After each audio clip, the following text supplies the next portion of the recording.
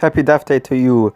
The sequel to Happy Death Day, a movie which was surprisingly really good, was released on the 13th of February 2019, directed by Christopher B. Landon, who also directed Paranormal Activity The Marked Ones. I was happy to see this movie mainly because, like I said, I really liked Happy Death Day, but I think my expectations were a little too high. This review is probably gonna be short, so I apologize for that in advance. Anyways, let's go into the movie. The start was actually really good. The style reminded me of the first one.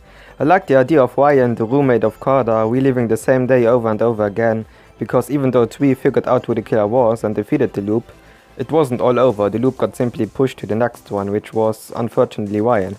And also that it was literally one day after the whole story of the first movie was also great.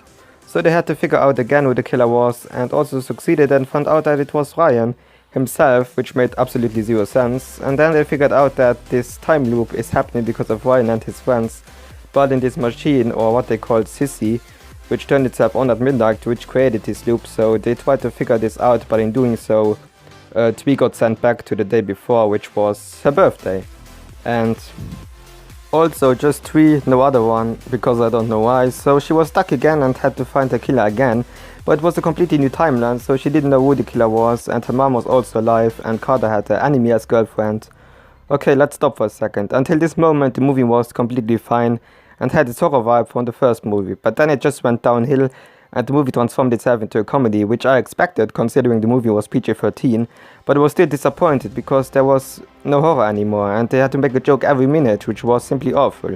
Okay, back to the movie. So Twee had to go to Ryan and Carter to figure this out together, and figuring out the right equation to use. Twee had to die every day and remember all the equations they already tried, because the others didn't remember anything, obviously.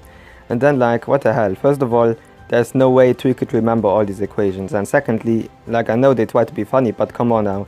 Twee jumping off a plane and landing in front of Carter and his girlfriend, that was just too stupid for me, sorry. Then when they figured out the right equation, Twee had to decide whether she wanted to stay in this time or go back to her. So they decided to stay, mainly because of her mom, who was still alive. Later she decided against it, but it was too late, so she had to quickly kill herself. So let's skip to the end. It turned out that the killer was the teacher of Twee in the first movie, who she had an affair with, but in this timeline her roommate had an affair with him. So he wanted to kill her and not Twee, and for some reason his wife was also in it, but he killed her for whatever reason, like I gave up at the movie at this time. So Twee ended up killing him and saving her roommate. So she went back to her time so she could be with Carter, and she decided to use this timeline to say goodbye to her mom, which was one good moment in the movie. So she went back to her timeline, and for whatever reason the second Ryan from the beginning was gone, like what? And then at the end some man from some organization, I don't even remember the name, came to them and went to their building where they had Ryan's machine and tried to figure that out, but needed help and also a test person. So Twee had one in mind, Danielle, the enemy of Twee, and the movie ended by her screaming, which was, I admit, funny and also a good idea for a third one, which will probably come out sometime because I think they also wanted to make a trilogy from the... So that was the movie. I probably skipped a lot of parts because I don't remember everything. So let's move on to the actors. Jessica Rothe carried this movie.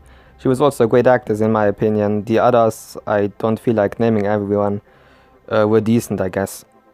So with all this being said, I'm giving this movie a 3.5 out of 10, mainly because the beginning was good. My friend who I went with rated it even lower.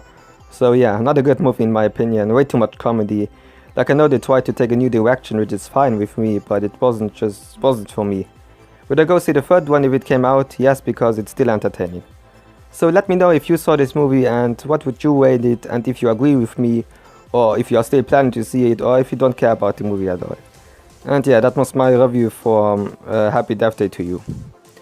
I'm also going to see Captain Marvel on the 9th of March, so my review should be up later.